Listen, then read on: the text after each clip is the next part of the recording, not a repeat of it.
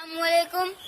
नाते पाक सुनने से पहले बावाज़ बुलंद दरूद पाक का नज़राना पेश करिए। अल्लाहुम्मा सल्ली अला सय्यिदना सफियाना हबीबना मौलाना मुहम्मदिन बाइक सल्लिम सल्लल्लाहु अलैहि वसल्लम।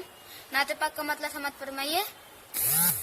बेखुद किए देते हैं अंदाज ही जावाना, बेखुद किए देते हैं, बेखुद किए देते हैं अंदाज ही जावाना। आ दिल में तुझे रख लूं, आ दिल में तुझे रख लूं, ऐ जलवा जानाना।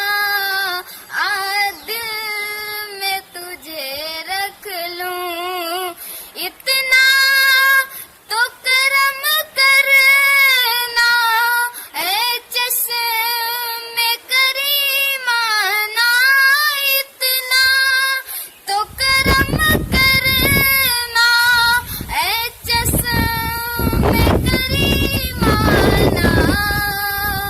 जब जान लबों पर हो, जब जान लबों पर हो, तुम सामने आ जाना।